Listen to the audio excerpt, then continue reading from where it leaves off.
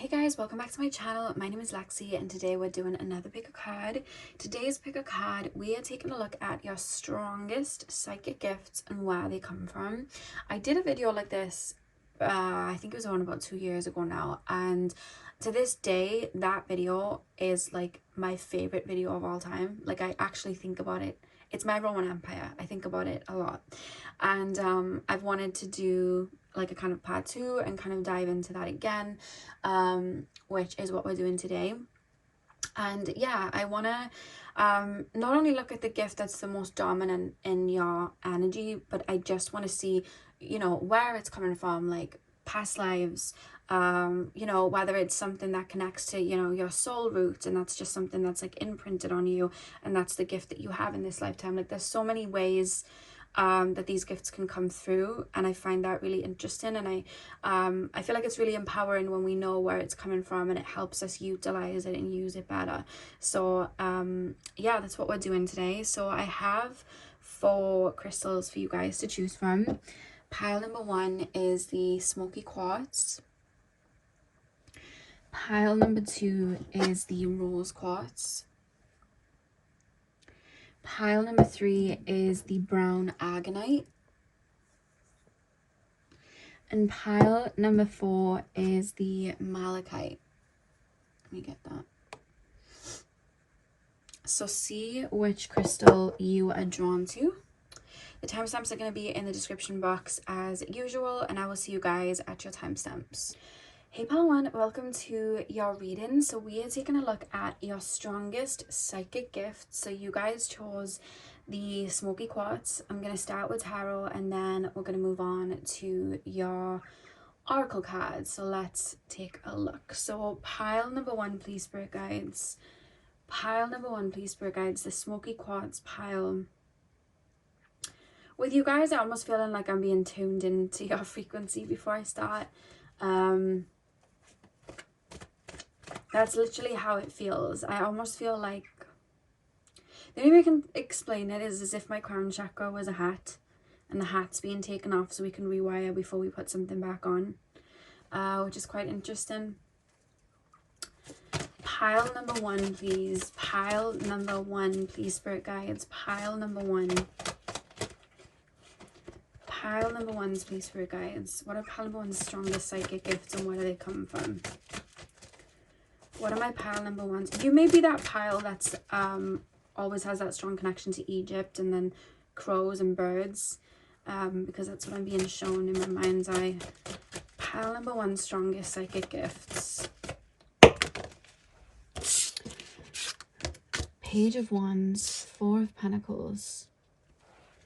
Pile number 1's strongest psychic gifts, please, spirit guides. Pile number 1's strongest psychic gifts. The Fool. Pile number 1's strongest psychic gifts. Oh. 5 of Cups. Okay. Back in the deck, you have the 3 of Wands.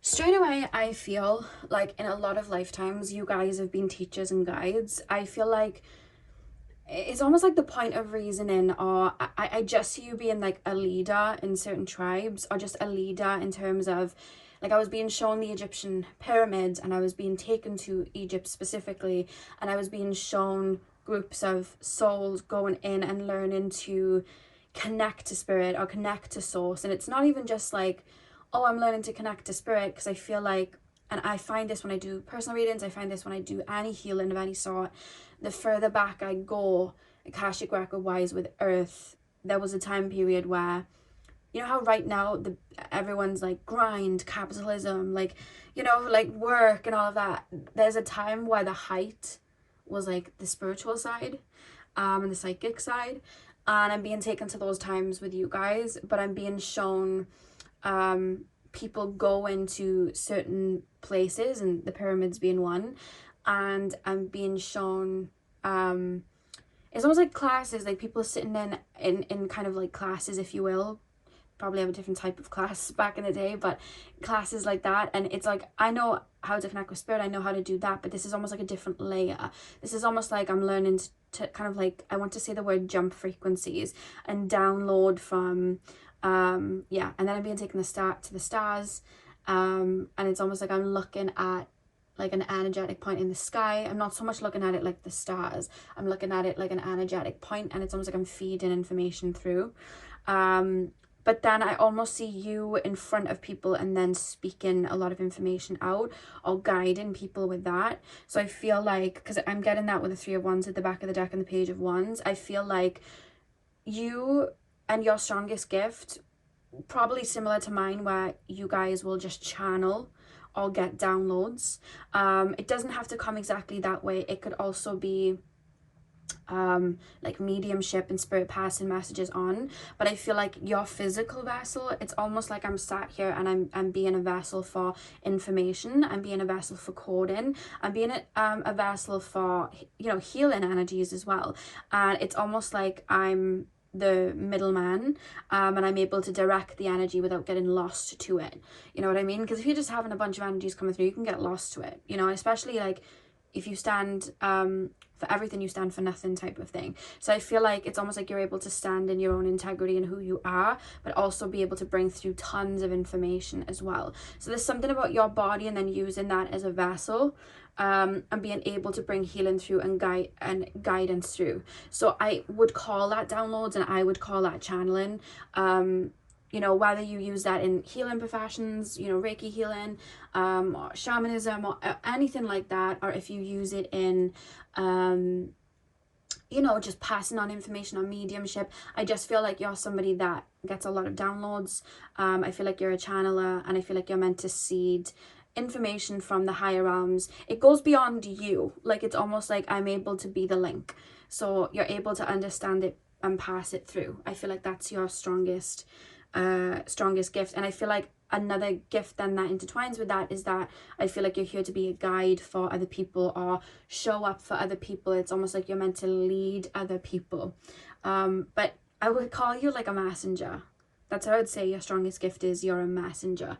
And it's interesting that when I was tapping into you, it was like I was taking my hat off and then I was being wired. So when we tap in, you know, if I do like a reading like this specifically, like I'll have to get into a certain frequency and I'll have to really hone in on an energy. And if you've ever channeled higher energies, I feel like a lot of you would have, your body becomes very, very light, you know what I mean? You're taken into a much higher frequency and a lot of energy comes through, and then when you're done channeling, it's like your body's tired. I don't know why, like, where did this come from? I just felt like I was on cloud 9, but it's like your energy's coming back to you, your energy's coming back into the physical, so your physical body then is tired. And I feel like you have that same gift, you know what I mean? I feel like you're able to download and bring a lot of information through. And there's also like a neutral stance in the sense of the Four of Pentacles. It's almost like, how do I put this into words? It's almost like a neutral stance in the sense that I feel like you get guided to people and situations and communities where you're kind of needed.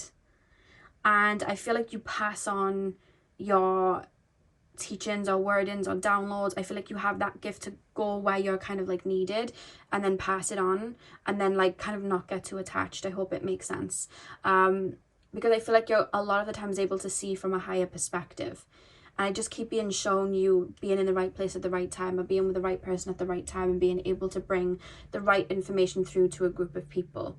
And I feel like you as well may go through influxes throughout your life where you'll go through a phase where you're more connected to Mother Gaia and the earth and your physical body than you are to the stars, let's say. But the reason you're being connected there is because you can already on an energetic level feel that earth and maybe your physical body is in need of transmutation. It may be in need of healing. It may be in need of a top up, let's say, or you may have new things to discover there. Your human side may have new, you know, layers to unravel there, and you may be guided to pass on information about that area later on. So it's like I'm going here, learning about it, being at one with my body, being at one with, let's say, nutrition and foods and Mother Gaia and nature, and let's just say like a year from then, when you've learned what you need to learn, it's almost like you're then teaching that to a bunch of souls then, you know what I mean, who are then coming onto that wave. And then while you're teaching that, you may be called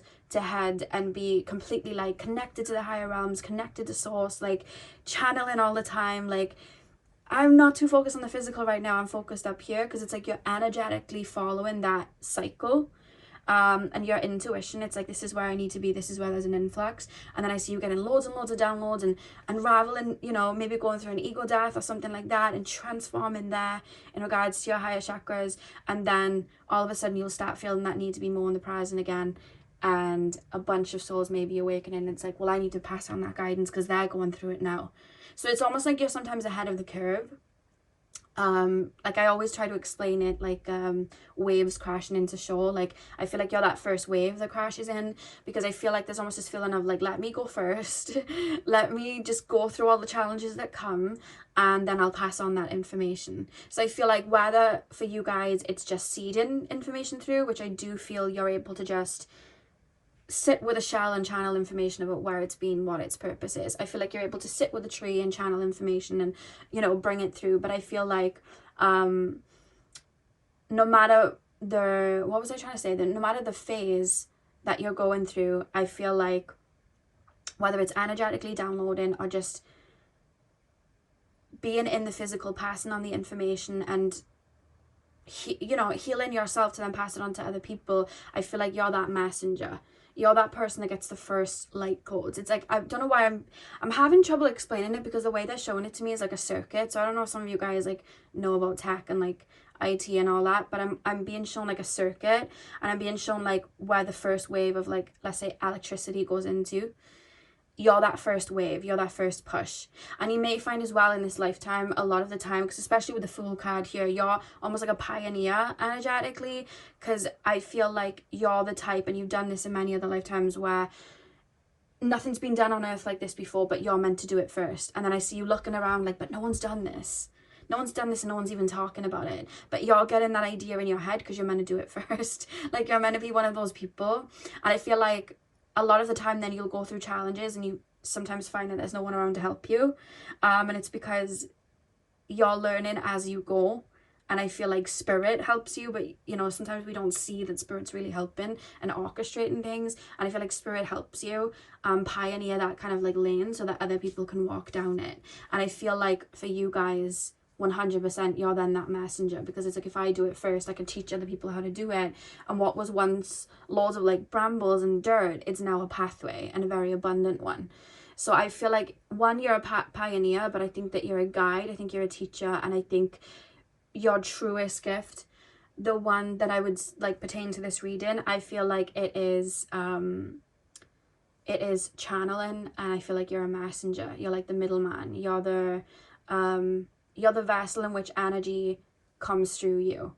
And you have to be a very pure individual to do that, because seeing if somebody has darker intentions, like you could really do some damage with that, you know what I mean? Like you could really do some damage. And I see you in a very pure way, just bringing that information through and passing it on, bringing that guidance through, passing it on, bringing those ideas through, passing it on. So let's take a look at where it comes from. I want to move further into that just because I can see you going to like schools and teachings like that and teaching, but I keep being shown you being the one teaching. I'm not being shown that's how you learned anything. I just see you being like the head of something and teaching. So I want to get deeper into that. Where does this gift come from, spirit guides? Where are the roots of where this psychic gift comes from my pal number ones? Where is it coming from? Where's the root? How does this gift work? Where did it start? Where did it come from? The Hanged Man.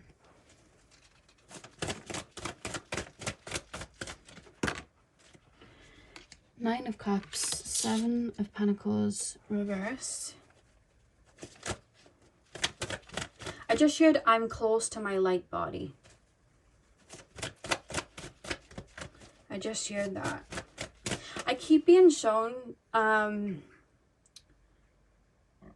lot of the time when people incarnate on Earth, like I always explain it like an octopus, a level of their energy, a level of their higher self will incarnate, but only to a certain degree. Like, let's say it's like 20%. And the more we evolve and grow, you know, spiritually, and bring that through and develop in consciousness, more of it comes through. So with that being said, I feel like whether it's just you chose to go through rapid shifts in this lifetime, like multiple up levelings, or whether a lot happened in childhood that had you develop very early on, or your soul just chose, I'm not going to be 20%, I'm going to go in about 50%, and then I'm going to unravel to 60% or 70%. Like, that's what I'm getting when I hear you're close to your light body, because I keep being shown a human avatar and then a massive soul behind it, but it's like really close, like literally really close. And then I'm almost like looking at my hand like this, ignore my fluffy fleece, it's cold. I'm seeing my hand like this, but then I'm seeing like the aura expanding like out here, and I can see energies like all the way up here where the cards are as my hand's moving. So there's something about you having a level of consciousness already activated and with you. Am I putting this upright or upside down? Upright, okay. Back of the deck, you have the Magician card. Okay, the Hanged Man, the Nine of Cups. I feel like you, when soul started incarnating on Earth, like when Gaia kind of, I'm being told the word created herself, but when Mother Gaia formed and soul started to incarnate there and connect to that frequency, I see your energy almost like gravitating that. You know when you see like something orbiting around something, and if you think of like the Big Bang and like there was like one rock and then all the other rocks like formed around it, there's something like that where I'm seeing Mother Gaia and then I'm seeing your, this is your soul, this is like energy now. I see your soul and your energy like gravitate in there, and I see you being with a bunch of collective of souls that were probably one of the first bunch of souls to incarnate on Earth. And I see you almost studying Earth, but also the dimensions and frequencies. And I see you like, because I'm being shown like a turnover, so I keep being shown the Earth going through multiple phases and shifts and changes. And each time it shifts, it's like, let me go down and learn about this. Let me go down and learn about this. And I feel like, so I see you incarnating, and I see you learning and adapting and understanding, okay, this is the type of body we're moving with now, and this is what they're connected to now. Right now on Earth, they're more connected to the mental energy. Right now on Earth, they're more connected to the psychic energy. Right now on Earth, they're more connected to the, you know, just primal energy. Right now they're severing ties from everything, and they're just kind of running around doing crazy things. Like, I see you watching different phases and learning how to adapt.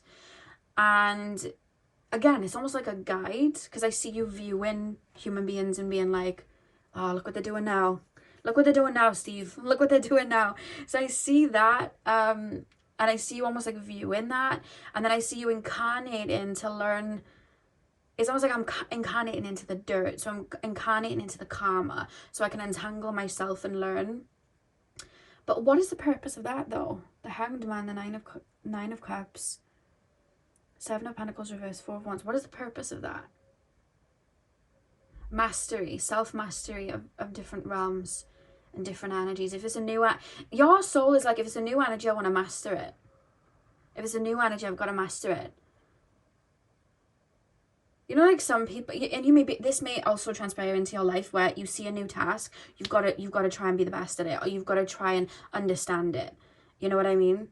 And I'm not saying everything you see in life you want to try and do and win over and be the best at, because you may have done that in other lifetimes and that just doesn't mean anything to you anymore. Like, you could look at an avenue in life and be like, not interested. And it's probably because you've mastered it before. Because honestly, I feel like what you're drawn to and what you're drawn to evolving with, it's almost like a challenge for you. 100%. It's like a challenge I want to transmute. But what's interesting is I feel like the channel inside, that's the easy part. So where is that coming from? Where does the gift begin? Where does it start from? Okay, so because you had, okay, because you've incarnated so many times on Earth, you've had a lot of incarnations. By the way, I'm hearing you find it fascinating. Because I keep being shown you looking at Earth with so many layers, and it's like, oh, there's so much to do. You know what I mean? And in 100 years, they're going to be different again. And then something else is going to happen, and I'm going to be incarnating then. Like, I feel excited for some reason. But I see that because you've become so accustomed to the earthy energies, I feel like you've mastered how to be a physical being but also bring so much of your consciousness through. And how you did that, one, it's through trial and error. I feel like you've incarnated so many times, it's like second nature to you. I don't think there's any lifetime on Earth, even in the future, where you'd incarnate. I mean, there's no such thing as the future, it's all happening now.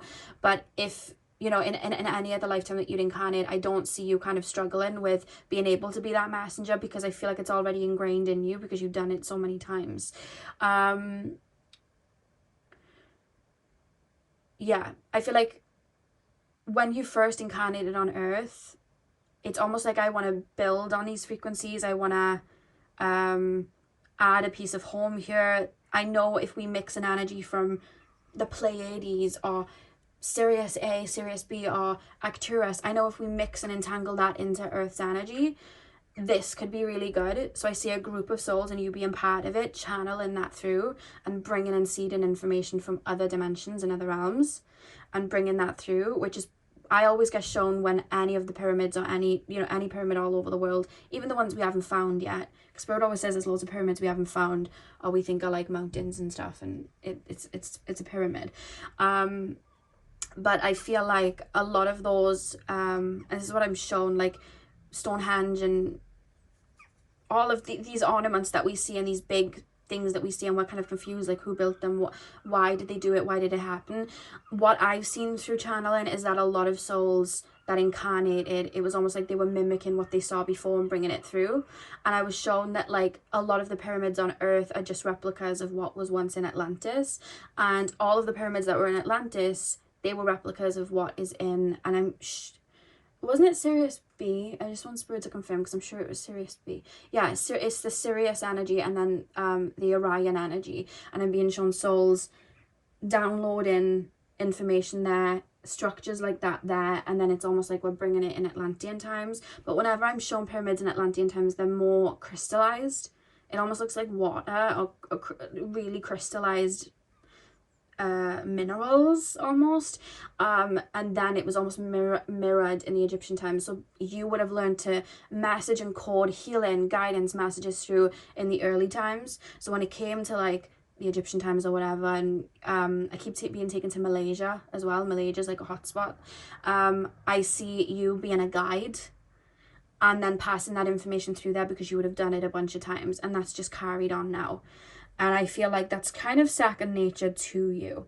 I feel like it aids in any mission that you have, but I think you're here to be more than just a messenger in this life, because there's almost something that you're wanting to gain and learn.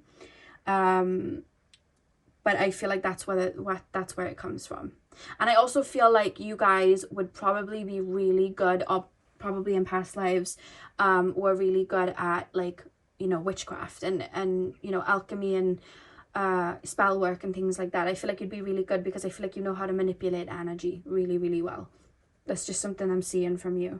So yeah, we're taking it from Spirit, we're bringing it into the physical, and I feel like your first day on the job doing that was like early times on Earth. Like, if we bring this frequency through, or if we build this here, this is going to activate this on Earth, and this is going to be really helpful.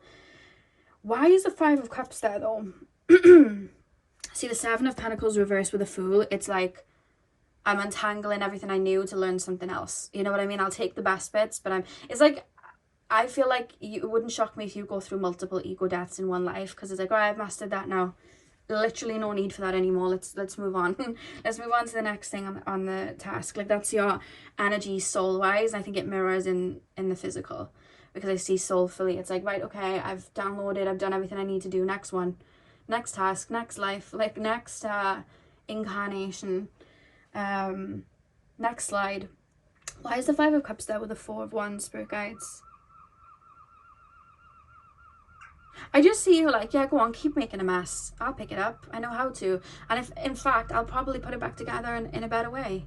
Like, I see you looking at not just Earth, but just realms that aren't as high vibrational right now, where there's a cluster of energies. Because I don't know why I keep being shown Earth in a higher vibration and souls working, because this is the thing, timing doesn't exist, everything's happening now, so everything's happening all at once, and I keep seeing your soul looking at higher Earth. That's how it's been referenced to me, and I see the souls doing exactly like everything's working fine. And it's almost like, oh, I don't know how to explain this. There's these games, and they were like, it was like a crystal, not crystal, because it's plastic, but it was like a plastic see-through ball. And inside the ball was almost this weird matrix labyrinth for this tiny little pinball to work its way through. And there was so many layers to it, and there was like spinny things. It would go down a slide and up a slide. And I keep being shown you looking at Earth like that, and it's like that vibration, that dimension, higher Earth is doing pretty well for themselves. But then I see you looking at Earth now, like what you'd reference now, and it's like, oh, they're making a mess again. I've got a better idea. I've got a better idea. And if I incarnate and do this, they probably won't even be able to untangle it, because I'll be able to, you know, bring that information through, or have them stay clear of that. And, you know, I see you like incarnating and passing on a message for souls to use something like, let's just say, a stick. And the purpose of this stick is to hold up, like, let's just say, like to light with a fire and hold up a light. So you're like, yeah, I've walked away from Earth and I've just given them a tool, and they're going to use that to see around Earth with the fire, and it's great. And then the next minute you like look, and then human beings are attacking each other with sticks or bashing themselves in the head with sticks, and you're like, oh my god, what are you doing?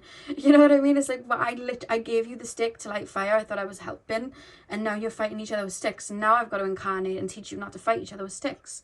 And then you're going to think that I'm really intelligent for telling you that sticks aren't meant to be hitting each other with. But I'm not being intelligent. Like, that was its purpose in the first place. So I see something like that.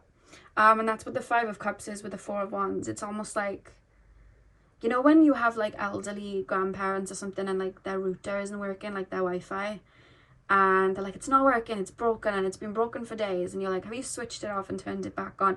And they're like, no, I don't know how to do that. And then you go turn it off, turn it back on, and they act like you invented electricity, and they're like, oh my, you're a genius. And I'm just like, okay. My mother did that the other day with logging into her Amazon Prime. She didn't know how to do it because the code to text the phone and everything, she had no idea. And I sat down for 5 minutes to do it, and she was like, you're so intelligent. I was like, no. Like, that's just pretty easy. But I see our soul almost like that, looking at human beings, just like, okay, if you, all right. Like, okay. So that's quite funny. But yeah, that's where your psychic gifts comes from. I feel like you incarnated in early times to bring a lot of information through. And I feel like you've just used that, you know, I'm going to guide these souls, I'm going to bring this through. And I feel like you've just used that and utilized that as you've incarnated. Really interesting. So let's pull your oracle card. Pile number 1, please, spirit guides. Pile number 1's strongest psychic gifts and where they come from. Normally when I'm really neutral when I watch these readings, because spirit put me in an energy, I'm usually like, I'm not gonna like watch this reading until years later, and I'm not gonna like pick a pile or anything like that. Like, I'm gonna leave it for a really long time. But I feel like I'm part of you guys, if that makes sense. Like, I'm never normally like, oh, this would be my pile, but I feel like this would be my pile. We have the stone as your card. The stone. Let's put it in the middle. On the back of the deck you have the venom. I sound so villain, that like a villain there. That's what I was trying to say. The venom. Okay. I want to read the book. Okay, I actually want to read the passage from the book. I was just going to read the little snippet from the book with that card and then pass it on to you, but I feel like I want to read the passage for the stone, and it says, as an archetypal object, the stone holds psychic and literal weight. Its energy is one of permanence, concreteness, and reliability. The stone's ability to transform is nearly imperceptible to us as it changes ever so slowly over countless human lifespans. A single stone may see thousands of generations come and go. Therefore, it contains an ancient and eternal presence. The stone is best used to anchor our wild side, so no matter how far we roam, we can always find our way back. The stone tethers us to earth, helping to ground and connect us to stillness, quiet, and peace. When this card appears, it is likely the stone is a remedy for what ails us. Humble and easily, and notice the power of the stone balances the frenzy of our world. Now, why I wanted to reference and actually read it from the book, normally I just like to channel the cards, but why I wanted to read it from the book is like it was saying about the stone, like stones are on earth for so long and they watch so many generations come and go. They watch so many souls grow, evolve, change, go back to the start. And I feel like that's almost you.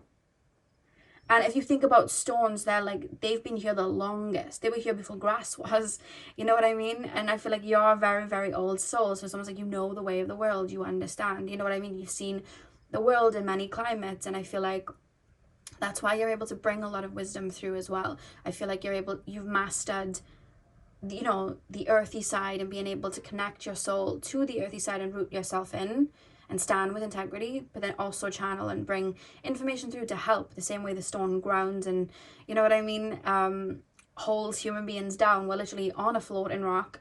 I feel like you're here to kind of do that as well, which is quite interesting. And then with the Venom card being at the back of the deck, when I was reading the passageway in the book, it was basically explaining how we breathe out carbon dioxide, and then the trees breathe that in, and then they give us oxygen. So what is like kind of like deadly if we were to breathe something so much, we're breathing it out, something else is taking it, purifying and giving it back to us. And I almost feel like that's you guys, because I almost feel like you'll incarnate into a web, you'll incarnate into the dirt, you'll incarnate into chaos, into venom, and then it's almost like you'll use that wisdom to transmute it and clear it and then hand it back in a better way. Like, okay, I've gone through this in life, but I've transmuted it and I've shifted the energies, I've channeled the information myself on how to do it, so now I can help other people.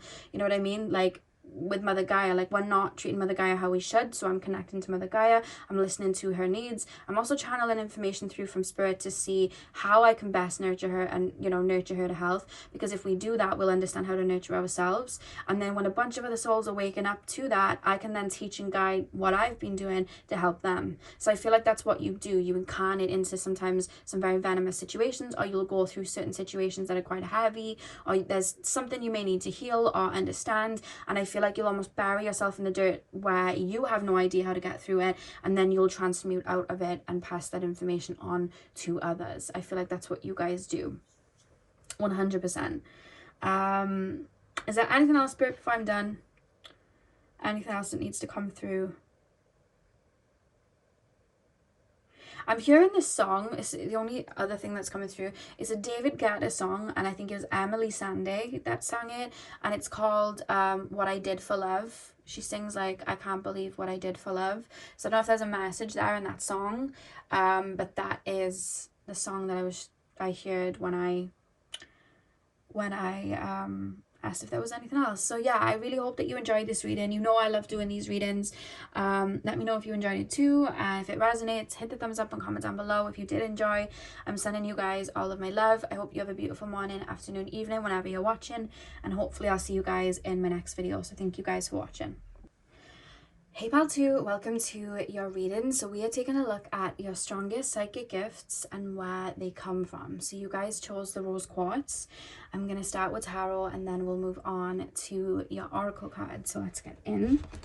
So pile number 2, please, spirit guides. Pile number 2, tap me into the collective of my pile number 2s. Pile number 2's strongest psychic gifts and where they come from. Pile number 2's strongest psychic gifts and where they come from. Pile number 2, please, spirit guides. Pile 2's strongest psychic gifts. We have the 7 of Swords. Pile number 2's strongest psychic gifts and where they come from. Your cards are just like literally revolving for me, like turning over for me. Giving themselves to me, literally. The Sun, I just heard anything in the dark anything done in the dark comes to light. So mote it be. That's what I just heard. Oh, there we go. Oh my god, your cards just gave themselves to me again. Queen of Swords, Ace of Pentacles. One thing I will say, and this is a gift by the way, you're a very authentic person. I feel like you're not the type that's able to kind of just put a mask on and pretend to be something that you are not. You're not one of those people. I feel like you stand in your integrity, you stand in your purity, you stand in just who you are in general, and I feel like you just shine your light, you just hold a frequency. And I feel like in life, you know, in this life, and I feel like in maybe many other lives, I feel like you've had people maybe target you for that or project onto you for that, because I keep being shown just the way it's being shown to me is like a sea creature that's all the way down in the dark, like at the bottom of the sea, and it's like luminous. You know those sea creatures that are so like deep down at the bottom of the sea, and they've been captured on video, and because they're so, you know, they're in pitch black, they glow in the dark. And that's how I'm being shown your soul. And just whether you realize it energetically, just incarnating in life, you just shine. That's literally it. I feel like you just shine. What is that? How does that connect to their gift? I'm being told that is the gift, but what is that? I feel like you rattle cages sometimes. Yeah. Where is it coming from? What is this? How does the gift play out? I mean, you deeply see people. Okay, give me a minute because they're taking me into an energy. So I'm being taken to the heart chakra. I'm being taken to source. I'm being taken to spirit. I have a frequency that I'm holding on to. And I keep being almost asked, like, do you want to dim the light a bit? Do you want to morph into something a little bit more physical, if that makes sense? Do you want to have the ability to come up to shore almost? And you're like, no, I'm staying like this. And then it's like, okay, but if you incarnate exactly like that, you know, from a luminous perspective, like, you're going to be seen. Like, you're really going to be seen or felt, even if people don't understand you. You know what I mean? They're going to see that light shooting across the ocean. Like, do you want to cover that? And you're like, no. I'll tell you who I'll cover it from. Myself. And it's like, but then you're going to have to go through a phase of, like, with the sunflowers on the sun card blooming, you're going to have to go through a phase of finding yourself and realizing your power. And you're like, yeah, that's the one.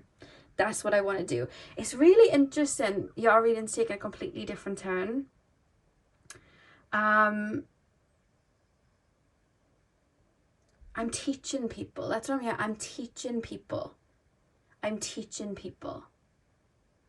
Do not judge a book. That's what I'm hearing. I'm teaching people. Do not judge a book. I'm teaching people that they should move with their heart. I'm teaching people. Like, I keep hearing you say that. I'm teaching people. And it's almost like this softness. And I see you walking around with this softness. And I keep seeing, like, there's people that see it and love that about you. And then you've also equally had people that have been triggered by your authenticity, triggered by your ability to hold a certain frequency, triggered by your ability to be kind or have love or have that level of empathy or understand. And because you're able to see people to a really deep degree, I feel like you're able to see why they're making these moves and why they're projecting, and it's almost like you understand. And it's like, I'm literally being shown the movie Cinderella, the live action, where right at the end, after that stepmother was really mean to her, she turns around and she's like, I forgive you. And it's just that purity within her, like, you're hurting, I'm not going to take your BS on. She stayed herself the whole way through. She's like, I'm not taking your BS on, I'm going to stay in my energy. And she wins in the end. So there's something about that where it's like, I'm going to shine. People are going to see that. People are going to see my potential. People are going to see that light. I know I'm going to be triggered at. I know there's going to be sharks trying to come and bite me. I know people are just going to poke at me, but I'm going to go through a journey, and this is mostly your soul journey that you've been on in regards to you finding you seeing your own worth or seeing that light within yourself. But I feel like that in itself is its gift, because I feel like it's also kept you safe from people that would have hurt you or would have wasted your time, because it's almost like you've seen it straight away. I hope that makes sense. I hope that makes sense. I want to go deeper and explain it deeper. I don't know if you went through a lot in your earlier life, or you went through like a level of like misfortune earlier in your life, or you know, you had to maybe clear a lot of karma and work through a lot of karma, and then you had to transmute out of it. Or maybe you had to be a late bloomer because you had to work on healing or growing or evolving in an environment that you were. Maybe other people had a head start. So it's almost like I see you being like really good to people. Like I see you being really kind to people. I see you being very loving to people. And then I see people kind of like almost like taken from that, feeding off it, because they understand your light. They understand that that's a beautiful light. And then I see people sometimes taken from it, and you wanting to help out as well, because I see you going around like, this person needs a bit of light, I want to help this person, I want to help this person, I want to guide this person. But then I see other people almost like pulling at you to why you feel, or you would have felt, it's not now, it's back in the day, you would have felt like, oh well, I have to help this person, I have to self-sacrifice for this person, I have to give to this person, I have to pour into this person. And I feel like you then would have had to learn that lesson of, actually no, I need boundaries, and there has to be a limit on my empathy, because what I'm actually here to do is over here. And yes, if I have, you know, and I want to give that energy over the other side, I can. But if I keep giving, you know what I mean, people are just going to expect it. So I feel like you've had to learn to put a limit on your energy, or a cap on your energy, to make sure that you're pouring into you. But I feel like that was part of the lesson, because I feel like you understand. I'm hearing bottom feeders. I'm hearing like you understand where people are just wanting to pull at energy. People are just wanting to grab at energy, and it's almost made you even more aware of the dark and more aware of how people move. It's like you're aware of people's intentions and how people move, and it's because this purity has almost been on your chest, or your heart's been on your sleeve, or you've just been very kind to people, so you've seen how people move out there. So I feel like you've learned boundaries, and you've learned where to put your energy, and I feel like that's something that you were always going to grow, learn and understand, so that your energy could be directed in places that it's actually needed, and that it was reciprocated. I feel like that was part of your journey.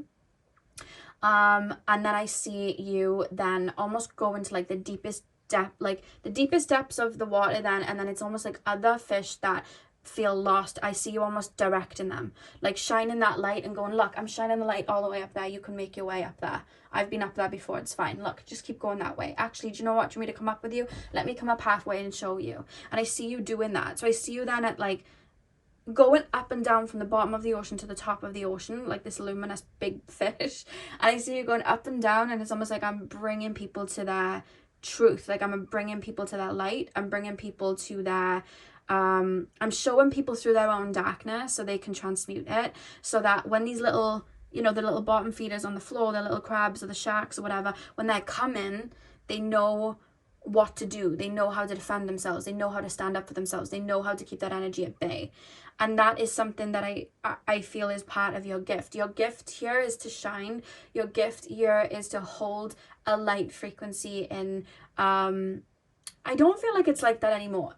Your gift started off like, I'm shining this frequency into a very dark place, meaning like maybe where you grew up, or you went through a lot and had to pull yourself out from the dark place. So it's like, I'm shining my light there, and then once I've managed to do that and get myself out, I'm going to help. I'm going to be a lighthouse. Like I'm going to help other souls see in the dark. I'm going to help other souls manage the darkness. I'm going to help other souls be able to hold on to that frequency, hold on to that purity, and not let these Seven of Swords, these other energies, bring them down. I want people to have their power in their hands, and for people to be able to see their light.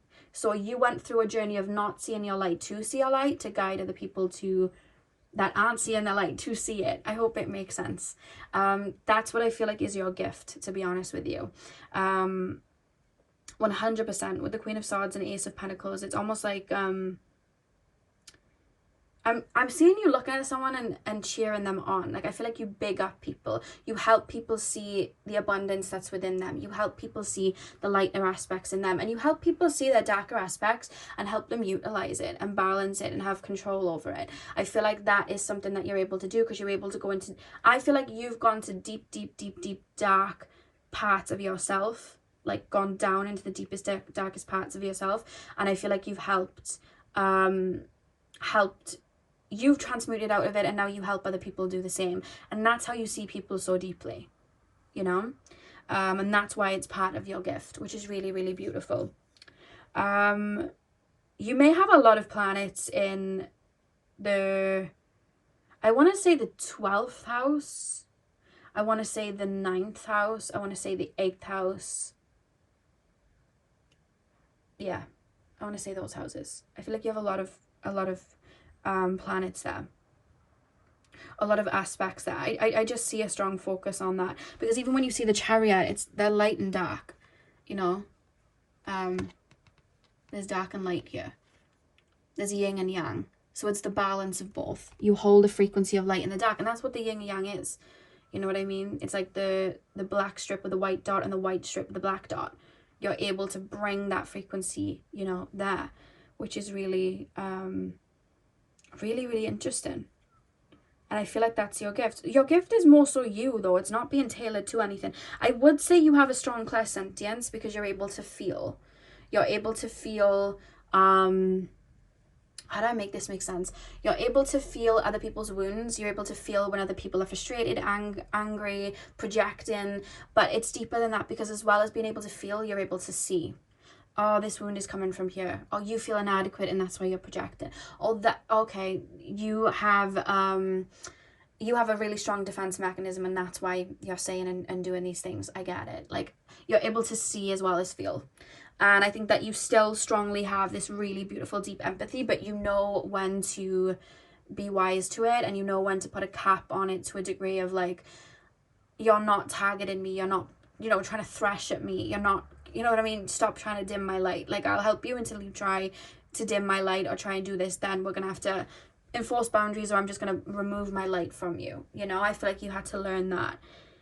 And the only reason you had to learn that is because I feel like you needed to go on the journey of not seeing yourself in this light to then see yourself in this light. Probably because you maybe incarnated into families with souls that didn't see the best in themselves and didn't feel the best about themselves, or maybe had a lot projected onto them, so they just didn't see all of their power.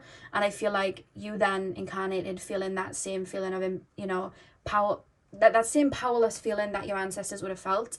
And I feel like you then chose to transmute that and work through that and grow through that. But what came with that baggage was people maybe taking a lot from you because you didn't even realize the goals you were giving out. You know, you didn't realize the value of what you were giving out. So that kind of came with the territory, if that makes sense. Because right at the beginning, I was like a bright fish, and it's like, everyone can see you though. Don't you want to come? No. Okay, so you want everyone to see you? Yeah. I don't want to see myself though. Not yet. I need to be on a journey for that. Like, I that's what I saw at the beginning. So let me see where it comes from and how this would even develop on a soul level. Where does this gift come from, spirit guides? How does this gift manifest? Like, where does it come from? How does it happen? What are its roots? How do Palamatu have this gift of being able to see and hold that frequency of light? 5 of Swords. I heard gatekeeper. Some of you guys may act on a soul level as gatekeepers for others. How that works is, it's kind of like a guide. We all have many different types of guides and why they're around us, but everybody has a gatekeeper, and that gatekeeper basically protects your energy from kind of like psychic attacks and spell works and things like that, unless something's contracted and you're meant to learn something, or your guides are like, yeah, they need to learn this, so this, you know, higher self is consulted and it's like, yeah, this needs to come through because they need to learn it. But other than that, you will have a gatekeeper that will kind of like protect your energy there. And yeah, with the 5 of Swords, that's what came through. It's almost like you may be that for other people, so your soul may energetically be a gatekeeper for other souls that have incarnated on earth, because I see you being very protective of, this is their frequency, nothing else other than this frequency is to come in. If you're able to read frequencies, this is this person's frequency, you can't come in. Even if they're trying to like put a mask on, or you know, you get like trickster energies, trickster spirits, and they pretend they're like a guide, or they pretend that they're like something that they're not, and you're like, I don't know, you look a little wonky to me, Derek. I don't think it is even Derek, if that's even your name, you know. You're kind of like, I don't know. But yeah, I feel like you're able to suss that and be like, nah, like that's, you're not coming in. So I feel like you may do that for other souls. You may be a gatekeeper for other souls.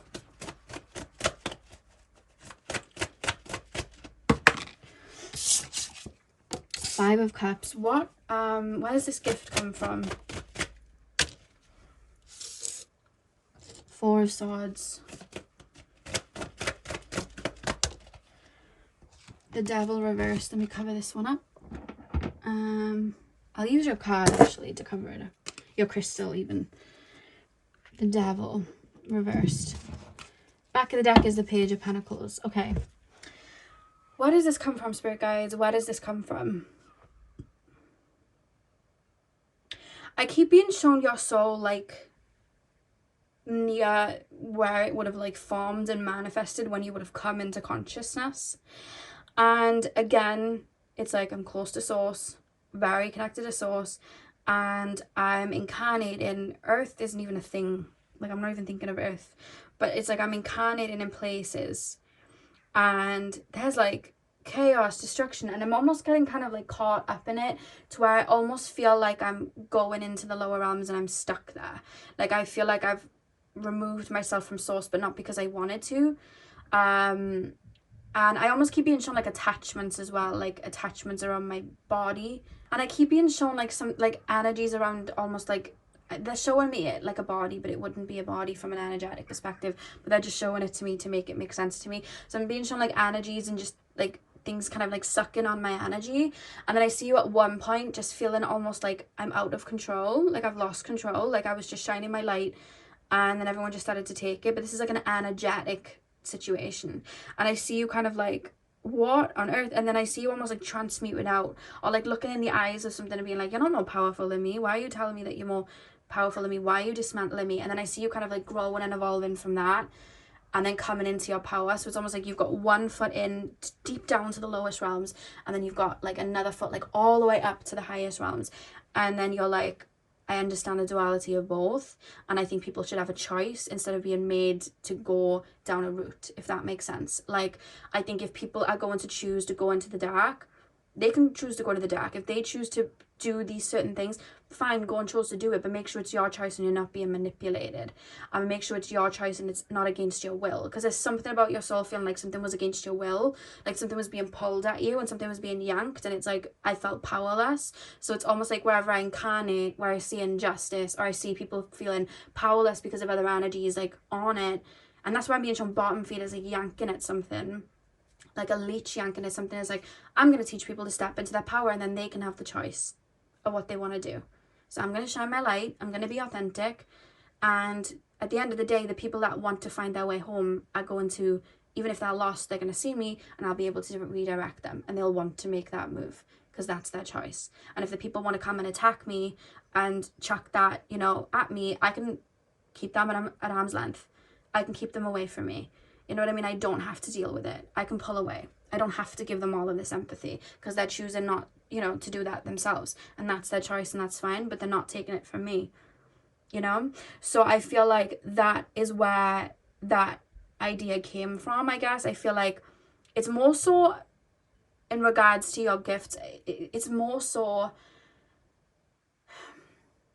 we'd class it on earth as a gift because it's strong empathy. I mean, you're an empath, and you know, that's what you are, but on earth you'd look at that as, this is a clairsentience gift, like you're clairsentient, and you would look at it as somebody that's very observant and somebody that is very emotionally intelligent. But if you were to look at it from a soul level, I wouldn't even, it's more so like I've just reached a high level of mastery and I want to help other people do the same. And I feel like that's why you come through sometimes as a guide to others, and why I felt like you may be a gatekeeper to others, because it's like, I've mastered this, so I've moved here. Not that there's like a level of like, oh, I've gained a medal and I'm better than others. There's none of that. There's never any of that. From, you know, the earth creates that. People on earth, human beings, the 3D, everything's got to be in order. But on a soul level, that's not what it is. I just think you've reached a level of self-mastery, and then you're able to, you know, help people benefit from that when you incarnate. And I feel like that's what you do, because the Devil reverse, you're entangling yourself from that. The Four of Swords, I'm thinking of like being unconscious to something, a part of yourself being asleep, so not being able to understand how you can move out of something. That's what I'm being shown with the Four of Swords. And then the Five of Cups, what that's making me think of the Five of Cups. If you look, he's crying over the 3 cups that are spilled, but there's 2 up. You know, when somebody says, like, you can have like 3 compliments said to you, and then one person says like a horrible one, and you think about that for the rest of the day because it eats at you. That's what that's reminding me of. And then the cloak, it's almost like I've taken on the projection of it. You know, like sometimes like I'll get the most beautiful comments and I'll like screenshot them, and I'm like, you've really like helped me there. That's just really beautiful. Like, that's, some of them make me tear up literally.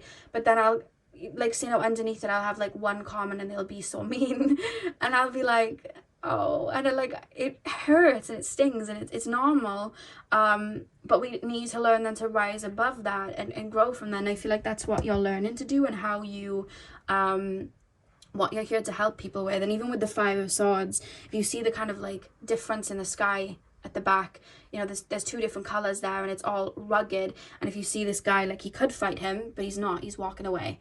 So it's almost like I'm choosing this for myself. Like, I've got the power in my hands and I'm choosing this. And I would just say you're a seer as well. I feel like you're a very, very gifted seer. You're able to see people and see their moves and why they're doing it, which is interesting. So let's pull your final card, your oracle card. Pile number 2, please, spirit guides. Pile number 2. Where does pile number 2 psychic gifts come from? Where does pile number 2's psychic gifts come from? Where does pile number 2's psychic gifts come from? Where does pile number 2's psychic gifts come from? The medallion. I love how it's shining in the dark. I love how it's doing that. Love that. What's your back of the deck? The Storm. Okay, so I'm gonna read the little passageway in the book, because I did it for pile number 1 and it was like really resonant for what we were reading. So it says, the passing on of sacred objects is an ancient ritual within families, between lovers, and in tribes across the globe. We gift jewels, treasures, keepsakes, and mementos of all kind, some of great material value, others that hold emotional resonance, and still others with both. Yet, when these gifts are bestowed upon us, it is important to recognize that they may bind us to an unspoken agreement or promise. When the medallion card appears, be aware of how the objects you hold dear may be embedded with unconscious energy or expectations. Materials hold consciousness, and it's time to reconcile the vibration of the objects around you. What do you covet and collect? Why? Is there an object you have held onto for years that you are ready to release? Perhaps it is time to reach for the medallion that aligns with your deepest values. And then it says, when light, upholding tradition, protecting, honoring, and then when dark, burdensome, inheritance and habituation. Okay, I love that, because it's like, if we're looking at that from the sea analogy that I was being shown, there's so many souls walking around with unconscious elements of them that have been passed through karmically, and it could be like ego, you know what I mean? And they can look down on people, and then they continue to project onto people that may have less. But that person who may have less financially may have the purest heart. Why are you determining their worth by what they have? You know what I mean? And hurt people. So hurt people can feel that they didn't have anything in their earlier life, and now they want to take from other people. Or people will learn to protect themselves and then be avoidant and not careful with other people's energies and frequencies. And then everybody then who would deal with those people would then have their own set of triggers, because why isn't that person giving to me the way I'm giving them? There must be something wrong with me. Or why is that person being mean to me because I don't have X, Y, and Z? I have pure intentions, but they're saying I'm not worthy, so maybe I'm just not worthy because I don't have that nice house, or I don't have that car.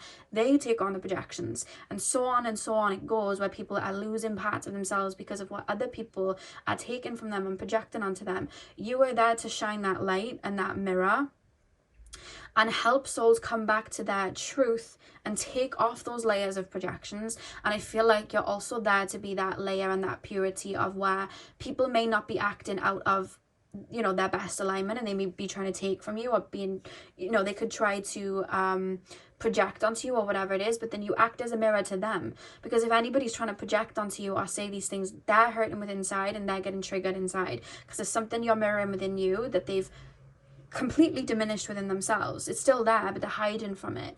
And you being that mirror gives them the chance, do I want to get triggered by this and chuck it at you, or do I want to really look at where I'm getting triggered? Do I really want to look at the ignorance? Do I really want to look at the anger? Do I really want to look at that? And maybe I could transmute it. And some people won't choose to, but some people might. And that's what you're here to do, I feel. You act as a very strong mirror. Really, really interesting.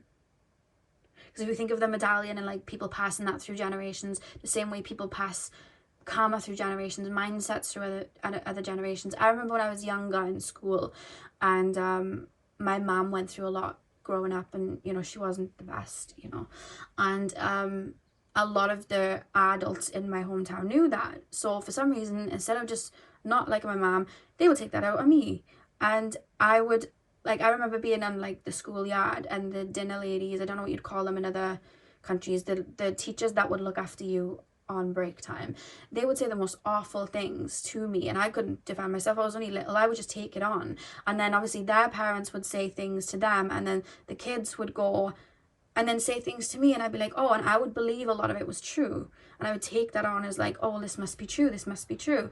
And I would have a lot projected onto me from adults or children, but looking at it, those children were only repeating what their parents were saying. It was being passed on, you know. And I feel like with the medallion, that's the message there, is I feel like you're here to help people remove those layers of guilt or shame or anger, frustration, or I'm not worthy, and hold that light, you know. I want to take a look at the back of the deck card. XLVII. Literally, as I got to the back of the deck, I mean, it literally just explains like even more. It says possessing energy, much like the tarot's tower card. The storm undoes all it is. Everything that was solid, known, and relied upon is stripped away by the winds of fate. The ground becomes the sky becomes the center, and then the center disappears. The storm is a great equalizer. No matter how far we've come on the path, no matter our age, wealth, or wisdom, we can't hide from its savage winds. Their disturbing howls stir anxiety and make it impossible to see and think straight. You must wait it out. If you try to fight the storm, you will lose. A better option is to seek temporary shelter and a reliable friend. When all else fails, go within. Therefore, a moment you settle into the eye of the storm. I feel like you're here to transmute. I feel like you're here to transmute, and I feel like that's why you almost get people shaking a little bit. You kind of like help. I see people unraveling in front of you, like people just being around you, unraveling and entangling. Maybe it's projections that they're placing onto you, or frustrations, or maybe they're blooming around you because they see themselves in you. But either way, I feel like you help people entangle, and I feel like it's a yin-yang. You see it in a positive way and a negative way, because there's a duality to both, and you know this. Yeah. So pile number 2, that is what I have for you guys. I really hope that you enjoyed the reading. As I said with pile number 1, you know I love these readings. These are some of my favorite readings, and I really love doing them. So just let me know if you enjoy them too. Hit the thumbs up and comment down below if you enjoyed, and I hope you have a beautiful morning, afternoon, evening, whenever you're watching, and hopefully I'll see you guys in my next video. So thank you guys for watching. Hey pile 3, welcome to your reading. So we are taking a look at your strongest psychic gifts and where they come from. So you guys chose the brown Argonite. I'm going to start with tarot, and then we're going to move on to your oracle cards. So let's get in. So pile number 3, please, spirit guides, tap me into the collective of my pile number 3s. Tap me into the collective of my pile number 3s. I feel like you have strong clairvoyancy abilities, because the minute I'm tapping in the area where my third eye is, you know that feeling when you feel it open and it feels dull? Like there's just that kind of like dull feeling, because it's like that sensation is there. I get that more with my crown usually because I channel, but I know the feeling of when that's really open and I'm being shown that. So there's something about you being a seer, clairvoyant, or you may have psychic foresight. We'll get into it and see what comes through. Pile 3, please, spirit guides, the strongest psychic gifts and where they come from. 6 of Pentacles reversed.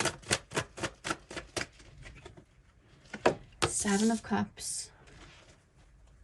Pile number 3, strongest psychic gifts and where they come from. Wheel of Fortune.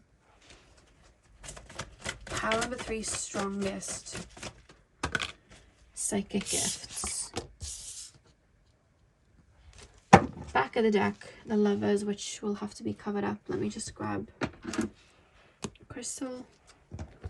cover it. You got the Lovers at the back of the deck. I'll show their faces. There you go.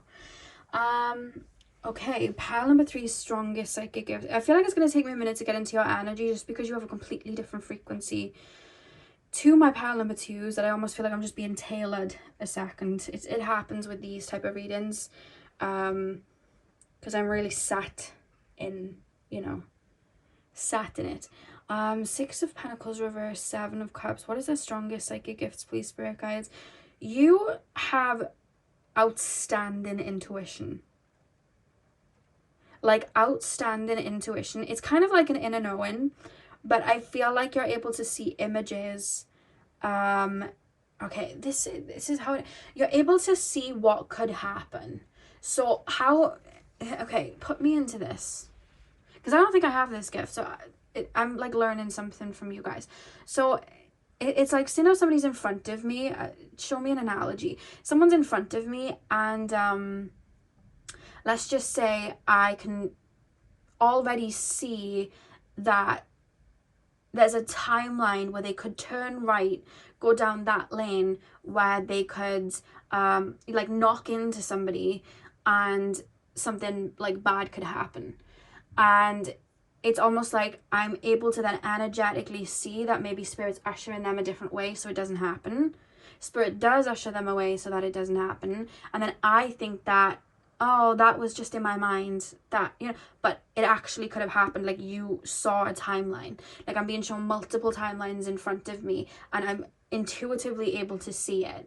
And I see you, like, and this is like you guys, and I see you in this life like talking to somebody, and this person's like talking to you, but like intuitively, like you feel like maybe they want to say something different, or you can feel from them that even though they're saying this, they mean something different and they'd want to do something different. Or like you're able to feel people's intentions because of your intuition. You're able to feel when people are lying. You're able to see in their face when they're lying. You're able to know what's right and wrong for you because of that. And it's to do with your intuition. So you're able to see timelines then in front of you. Like, I feel like you'd be like the best tarot readers, and it doesn't have to be tarot, like just psychics. That's what you are necessarily. You're psychic. Like, there's so many abilities, they all get put under psychic, but the actual psychic label of the fortune telling, let's say, you're able to do that, and you're able to understand it to the degree of like, these are the timelines, this is where the energy are in, and you could go this way, you could go that way, you know. But it's deeper with you because like, I don't know whether it's deeper with you or this is more of a gift, but I feel like it's more you've tapped into this really deeply that a lot of people don't, where I see you in everyday life being able, it's almost like a maze in front of me. I knew that person was going to pick that cup up. I knew that person was going to play that song. Like, you've tapped into it so deeply, which is why I probably felt like, oh, I don't have that gift, because like I said in the beginning, I go crown wise, I channel, you know what I mean? Whereas you go third eye wise, and you see, and it's like the layers and the timelines. Like, yeah, that's really interesting. You've really expanded that. That's why my third eye felt like it was being pushed out,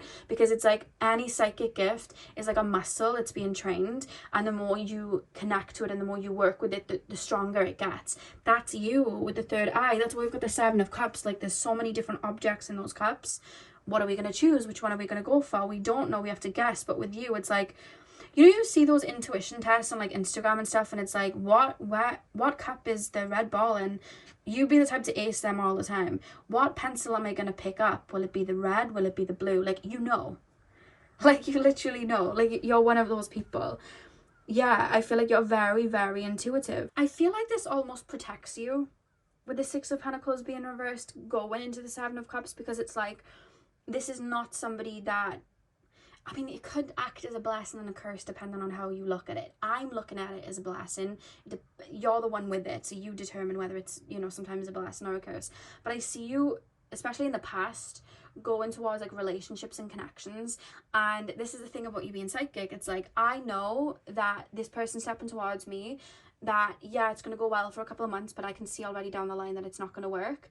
And I know that I'm kind of soul contracted with this because I'm meant to learn whatever it is that I'm meant to learn with them, but I don't want to get hurt, so I'm going to kind of push them away, or I'm going to hold back from them, and the lesson still somehow comes into play, you still grow from it, but it's almost like you've kept that relationship at bay instead of like going through it, learning and growing. It's almost like I've kept it at bay. So it's like, I don't see the point in this if I'm only going to be with them for 3 years. I don't see the point in this if I'm only going, and I feel like it's kind of like stopped you from kind of like living at times, and I feel like you've had to learn to maybe put a cap on it, and really learn to just be in the moment and be in the present and not wonder, like, let your mind go to like, where is it, you know, what's going to happen, is this going to happen, is this going to happen, so that you can learn. But I also sometimes see it as a gift, because I feel like also there's situations that you are able to avoid, or people you were able to avoid because of this. So it depends. I guess it could be a double-edged sword, but I feel like you've definitely been able to avoid people that would have wasted your time, or I feel like you've been able to avoid going around in this cycle from before, because it's like, if that's going to just end like before, then I'm not interested, so I'm just going to grow from this and evolve from this, because I don't want this situation again. So it's almost like it helps you see, this is a pattern from before. Because with the Wheel of Fortunes going into the Knight of Pentacles, the Wheel of Fortune, you know what I mean, it's like open opportunities, no new doorways, new pathways. But the Knight of Pentacles, it moves slow, you know, he moves slow, he takes his time, he feels things out. So it's almost like I'm up on top of this wheel and there's 5 doors. Let me take a minute, let me see which each door can bring to me, and then it's almost like you get that.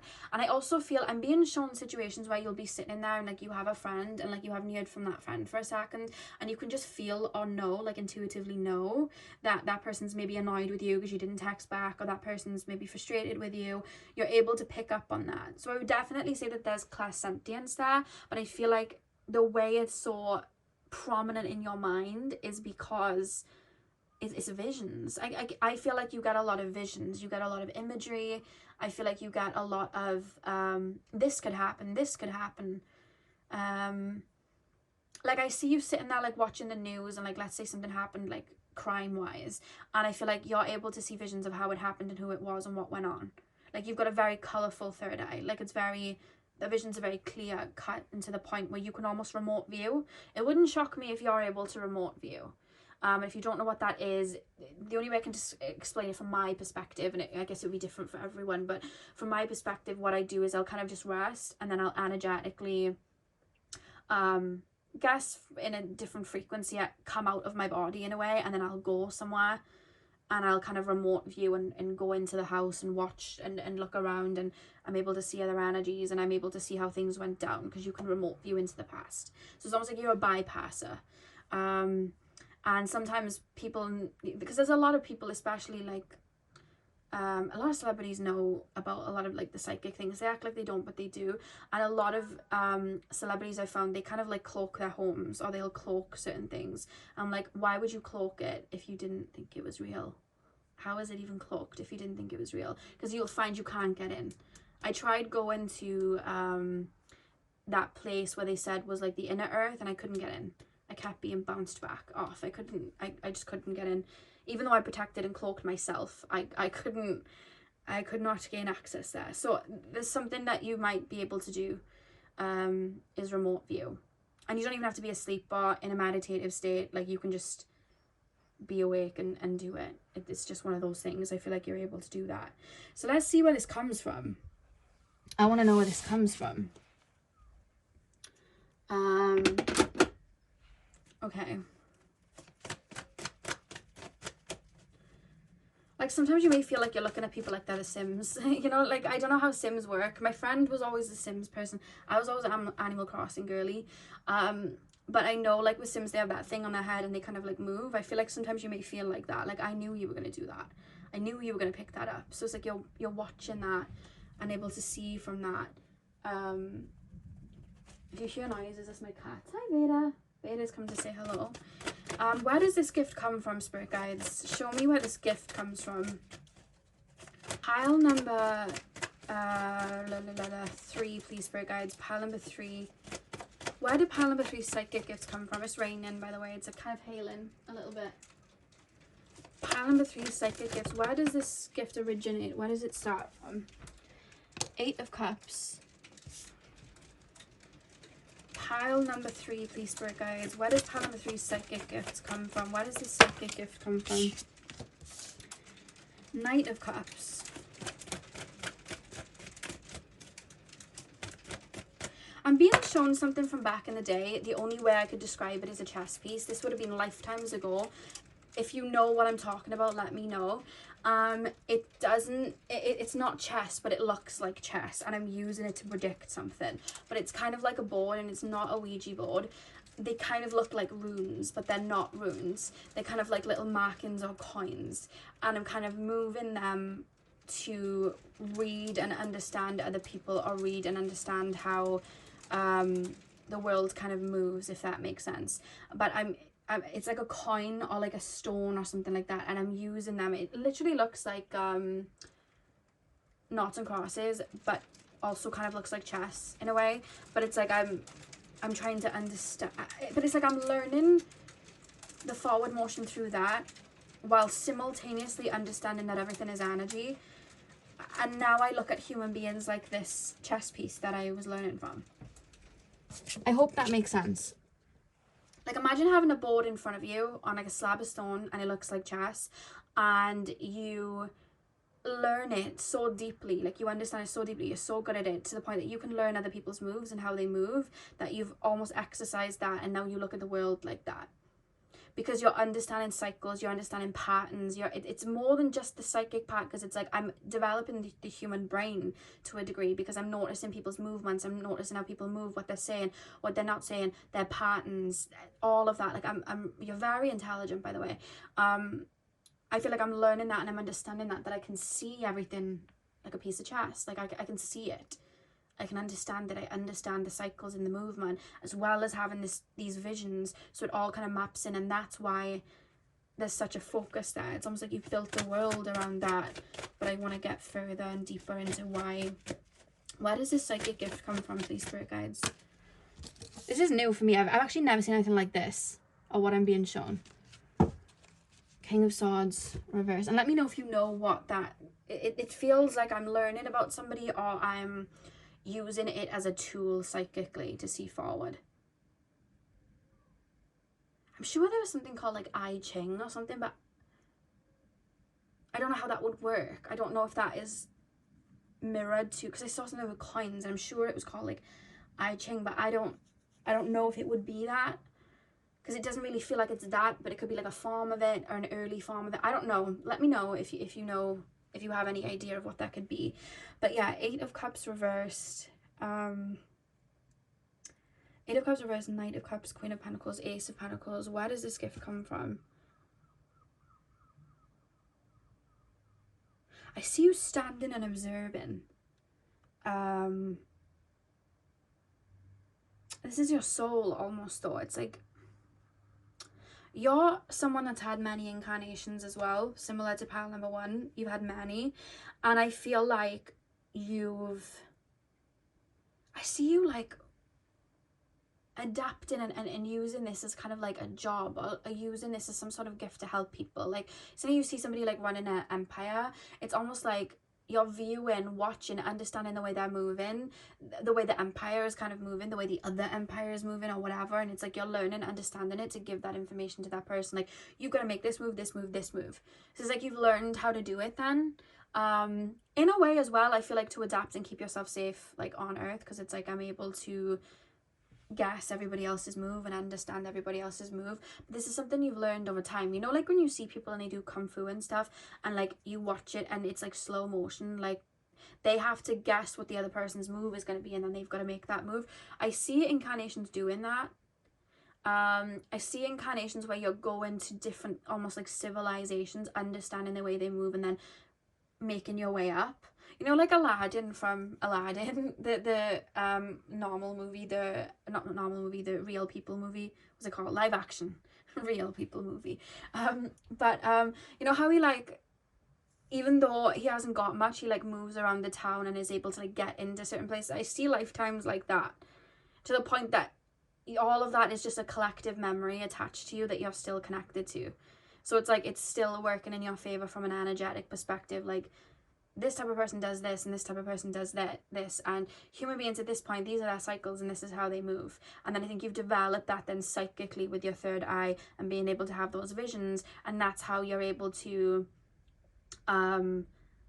be able to see into the future and see those timelines, because it's like, oh, you're on that cycle. I've seen many people on that cycle. This is how you get over it, and this is the type of energy that will come in afterwards. Like, you understand the cycles and the movements. You get it. And that's how you've been able to then maneuver kind of like through life. And I also feel like you might, because I feel like you're a colourful soul. Like, there's lots of layers to you, which is why you're coming through to me as lots of layers, very intelligent. But I feel like with you guys, there is also a level maybe of psychology and you being able to read people and understand body language. Whether you've learned it in this life and that's something you've added, or whether it's something you've learned in other lives and it's still coded and ingrained within you, that's how you know how to move. Yeah. Knight of Cups, Queen of Pentacles, Ace of Pentacles. Because I keep with the Eight of Cups reversed, I keep hearing round and round we go. Like, I've seen this collective do this so many times. Like, they're just going round in circles, they're not learning. They're just going round and round, so I know what to expect. And I understand it to a really high degree. Because it's not just like, oh, I've seen this my whole life. It's like, oh, I've seen this my whole soul's life while I've incarnated on Earth. They do this all the time. So I understand it, you know? And I feel like you may get deja vu, because I'm hearing Olivia Rodrigo's song Deja Vu in my head. So you may get a lot of bouts of deja vu quite strongly for you. Why do they get bouts of deja vu though? What's that to do with any, like, what's that got to do with anything, spirit guides? What's the deja vu about?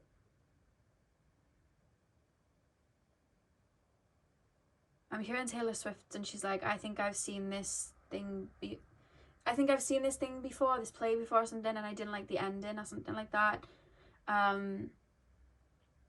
I feel like when you get deja vu, it's not that that situation has happened before necessarily. It's that in other lifetimes, there's a lesson or that energy was in place in front of you before. So your brain is recognizing it as energetically, this has happened before, but it's almost like in a different font.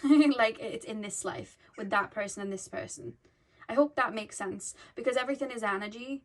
So our souls respond to energy. So say now you're in a situation, we give you an analogy, where somebody is, let's say, mean and wants to trip somebody else over, and there's somebody quite like innocent and doesn't realize, and then they trip over, and then you see it all happening, and then you are like, oh, I'm having deja vu.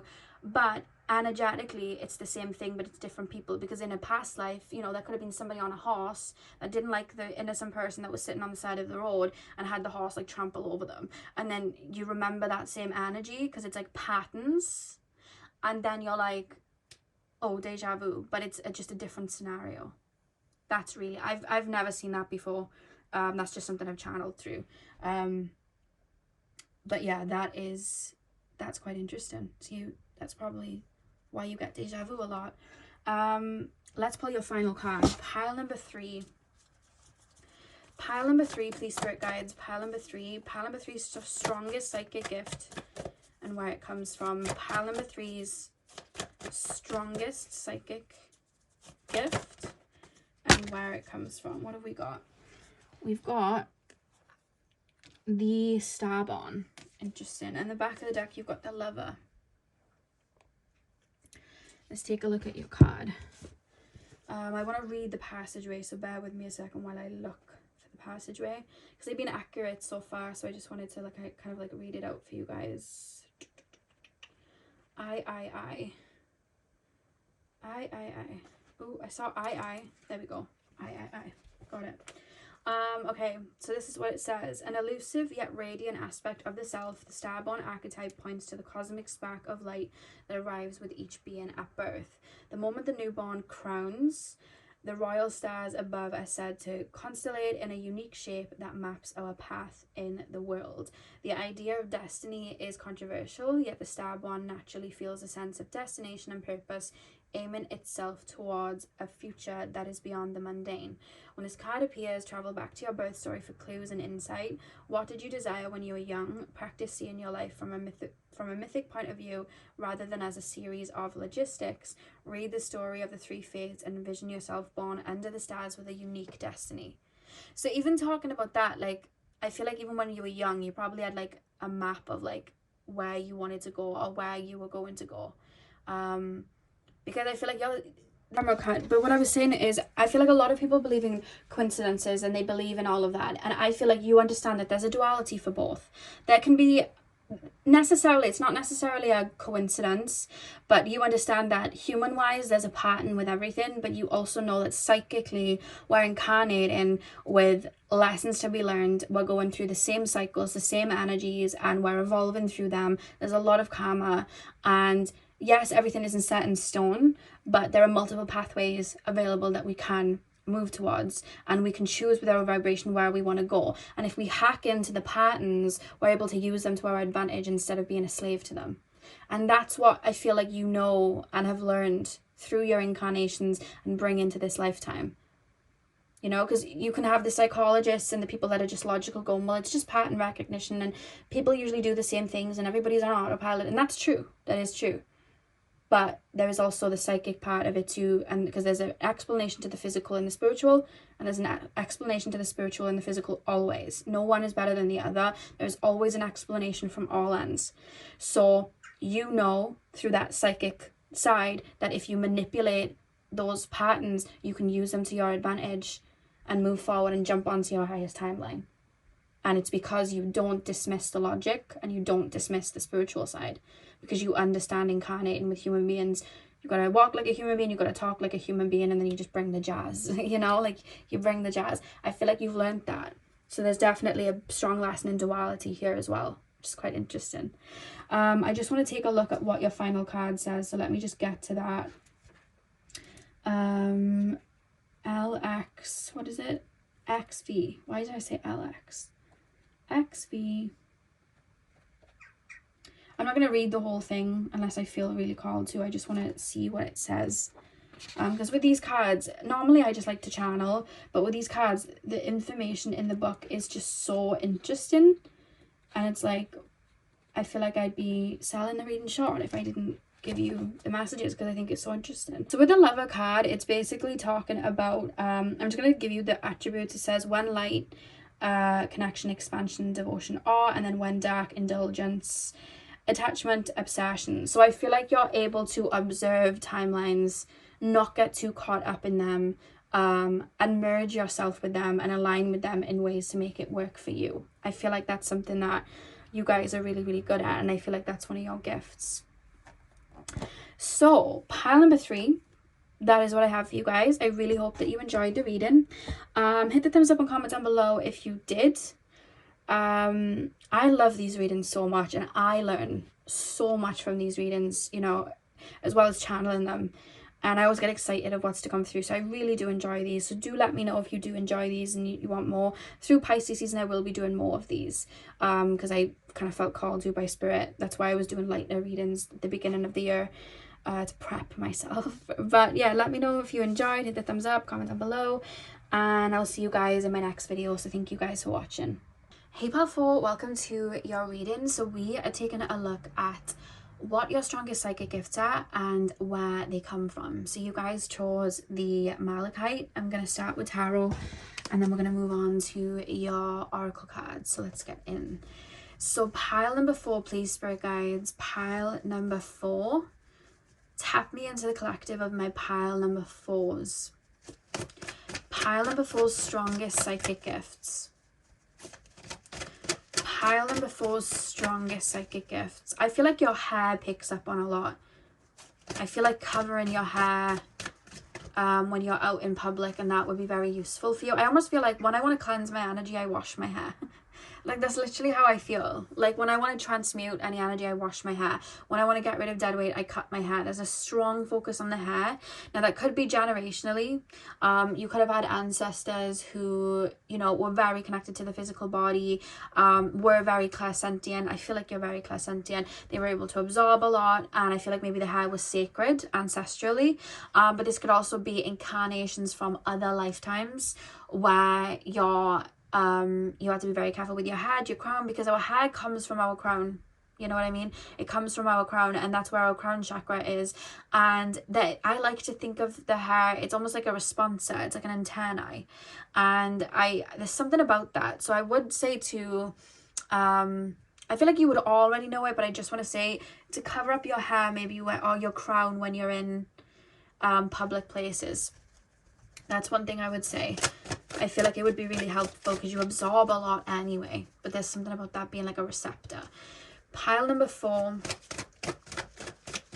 I also see your hair growing really long or getting really thick and nice when you step away from something or get out of an environment. Like, I'm being shown you walking away from an environment or cutting somebody off, and then your hair like grows. There's something about that. I don't know where that'll correlate.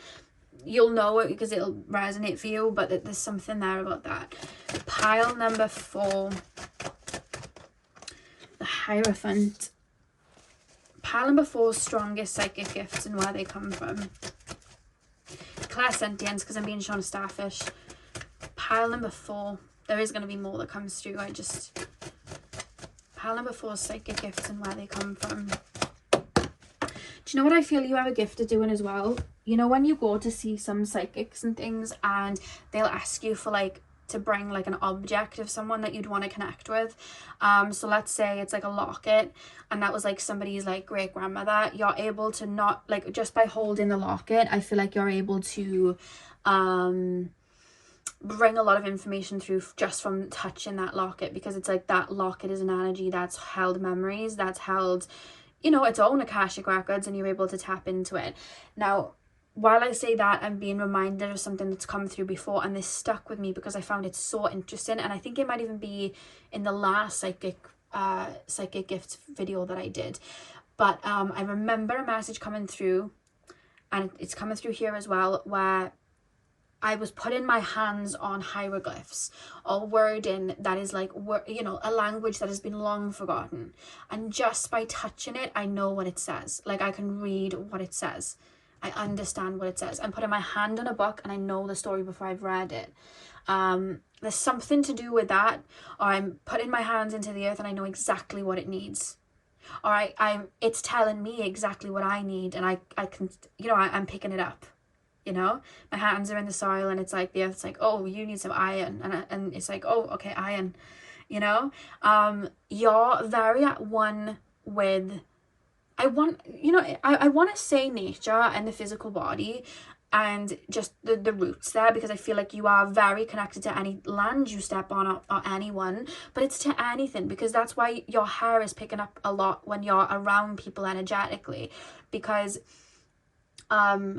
I see you going into, you know, a situation, and it's almost like energy's like, I just around you, and you're absorbing it. Like, you know that, you know, Catherine in the corner is annoyed with her husband because he didn't buy her flowers and he forgot it was Valentine's Day. Like, you know that, because it's like you're responding to it. It's like you're sensing it. You can pick up on it. You're taking on a lot of it. Like, I really see that. And then it comes then, like, I see like animals in front of you, and it's like, I know you're sizing me up. Like, you can tell, like, you feel at one, you energetically feel at one with other people. You're able to feel and respond to them. It's really interesting, like a starfish, like a jellyfish in the water. Like, that's almost how you feel. If you hear any noises, guys, it's my cats. I feel like you all know by now, they just run around and have fun. If you are new here, hi, I have 4 cats and they like to run around and chase each other. Pile number 4, please, spirit guides. There's this strong feeling from your soul, like, I am one with everything. I am all. I see myself in everything. I'm connected to, you're very connected to other people's Akashic records. I feel like you're able to almost like absorb so much. You're like a sponge. Queen of Wands, and you're able to purge out. Sometimes I see you purging things and it was nothing, it was just something you took on in your energy field. Like, you were feeling fine in the morning, you went to the store, you came home, you went to the store, bought some grapes, you came home, and then you just felt sorrow, and you sat there and cried for 10 minutes, and then you felt fine. You weren't crying about anything to do with you. I think you just picked up on somebody's emotions and transmuted it for them. Like, I feel like you do that. I feel like you help people clear. I feel like you help people transform. I feel like you help people transmute. And half the time, you don't even realize you're doing it, because it's just second nature to you. And your energy, you do not realize you're doing it sometimes. Wheel of Fortune as well. Okay, so the Hierophant, 9 of Swords, the Fool, the Queen of Wands. Okay. I would say that you're a healer, 100%. I feel like you are a transmuter. This doesn't just have to be with human beings and their emotions. I feel like this is also to do with maybe other energies and entities that may get trapped in certain vibrations, that may get earthbound and stuck in certain environments. Souls that are struggling to pass over, or a little bit lost, or are struggling to process an emotion and it's keeping them in a lower vibration, and they need to transmute it to be able to ascend. I feel like you have a gift of being able to help souls transmute that by almost, you almost step into their frequency, and it's all literally, I'm being shown, I know this is like more negative, but I'm literally just being shown it. You know Harry and Voldemort from Harry Potter? And they're on the top of that pier, and then Harry just turns to Voldemort. He's like, come on, Tom, let's finish this how we started it. And then he grabs onto him and he's like, together. And then they jump off and they're like in this weird kind of spiraling flying mode where they're like entangled with each other. I see you stepping into, maybe it's another entity or maybe it's a physical human being, stepping into that frequency and going, right, give me your hand. Give me your hand. Let's do this together. And then I see you helping them transmute. And that happens in everyday life, but it also happens energetically. And if you're not doing that as work already in the physical, you are definitely doing it already spiritually. Like you're already doing that on an energetic level. Kind of like if you've ever watched Ghost Whisperer with Jennifer Love Hewitt, I feel like you almost like help people move on from where they are if they're stuck somewhere, and help people solve their own riddles. But I feel like you do it in everyday life too. It just literally blends into your everyday life. So you could be a counselor, a therapist, you could take care of people, or you could just do absolutely anything, but you just are a helpful person. Like that's just what you do. 100%. And you help them kind of like transmute or bring that energy back. That's what I'm strongly seeing. So you do take on a lot, and I feel like you've had to learn to have strong boundaries and root yourself in, or you've probably felt like a jellyfish. I'm very similar in that sense. Like I can get very, because I'm in the higher chakras, I can get very ungrounded very easily. So I have to make sure in the mornings I've got a routine, and I've got to make sure I'm moving my physical body and rooting in, so that I don't get kind of like caught away. It's almost like Peter Pan with a shadow, making sure the shadow's tied to the foot. And I feel like that's something you may work with as well and have to work on. But yeah, I really want to dive straight in now and see where it's coming from. Where is this gift coming from, please, spirit guides? Where is this psychic gift coming from? You're definitely able to work within the other realms and help souls move on and cross over, or help them detangle themselves from certain energies. It's like you're a walking detangler. That's what you guys are. And that's the thing, because if somebody gives you a locket and you're able to bring messages through from like the Akashic records, or somebody you know, there's like wording on the wall and you don't know what it is, the tangling part of it is the brain, and the brain not being able to understand it, because we're taught that we have to speak and learn in that way with the mental energy. But sometimes things go beyond the mental, and that's the detangling, and you're able to go straight past that and go straight to its source and be like, oh, this is what it's saying, I can feel the intention. So you detangle that confusion. Ah, cool. Pile number 4. Yeah, and I see you almost like liberating yourself in life. Like you could have been detangled in certain situations and in a little bit of a rut, and then I see you kind of purifying yourself. I don't know why I keep being shown like you guys may have had quote unquote rock bottoms, but to you it was like I was starting over, I was transmuting, I needed to get out of that puddle anyway. Like that rock bottom was the best thing that ever happened to me. I had to have it happen, and now I love rock bottoms because I like clean slates. You know what I mean? So there's something about that where you help kind of like detangle in that way, and transmute in that way. It's like, this energy doesn't serve me, I'm just going to shed my skin. And then it's like, you shedded your skin on Tuesday, yeah, and I've learned a lot since then, I need to shed my skin again. So I feel like you're constantly shifting your energy like that. I thought you liked rock and roll. Yeah, because I was healing and working through some frustrations and I needed that energy. But now I like jazz because I've worked through that. Like I see lots of unraveling there. 6 of Wands, Page of Wands. Yeah, I feel like your human self responds to the energetic self. The energetic self is constantly clearing, cleansing, healing. So the physical self is like, oh, we're on a new path. Oh, we're on a new path again. Oh, we've evolved again. So I feel like you're constantly jumping and learning and growing and evolving. Pile number 4. Where does this gift come from psychically? Like, where are the roots? Where did it begin? Where did this gift come from psychically?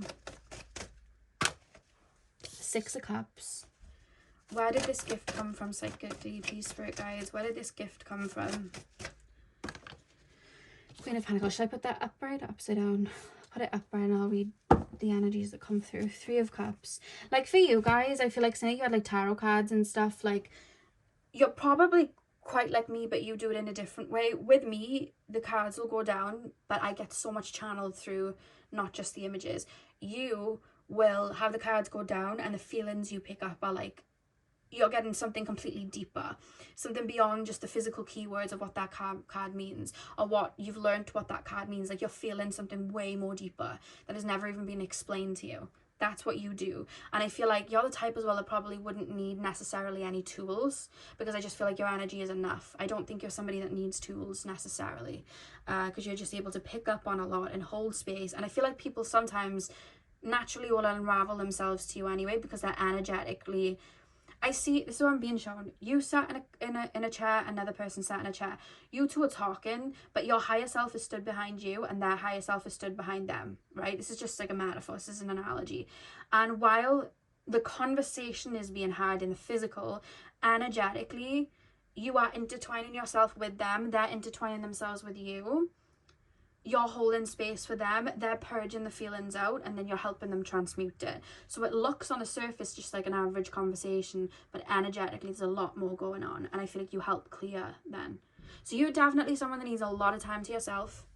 You're definitely someone that needs a lot of time to restore, unless you learn to put a cap. So I feel like you have to learn then to put those boundaries on, put those boundaries in, and make sure that you are rooting yourself in, and grounding yourself into the present. Where are these gifts coming from, Spirit Guides, from a soul perspective? 6 of Wands, Page of Wands, 6 of Cups, Queen of Pentacles. Where are they coming from? Home, because this is 6 of Cups. Home. Where your soul originates, and I feel like it's much like higher frequencies. You're all one and you've mastered that. The way I can explain it, the higher up I go through a soul's journey and the closer to source that they get, the more what we look at as soul tribes merge together and become one. Then those soul tribes will merge with other soul tribes, and that's where we get, this is just what I've downloaded and got, you do not have to agree with me, it's just what I've been shown. That's where we get like deities, that huge masses of energy that were once more individual. Like, we look at Earth, but Earth is not just Earth. Earth is the trees, Earth is the, you know, the grounds, Earth is the climate, the animals, the human beings, everything. It's all one. We are all one. But the further back we go, I always look at it like the seed becoming the tree, but it also has the branches and the leaves. It's all one. And I feel like where you're from or where you originate from, I feel like that's very much the frequency where we are all one. I think of you, you're here. I feel you, you're here. There's no vocals. There's no one talking about anything. We're energetically intertwined and connected that way, where I feel you. You know what I mean? It's all truth. I just see you. I feel you. And I become you. And I feel like that's where you kind of originate. I keep being taken to Venus. And I've never really been taken there in regards to like where souls may have incarnated. But that's what I want to say for you, like Venus. Like, I'm being taken to Venus.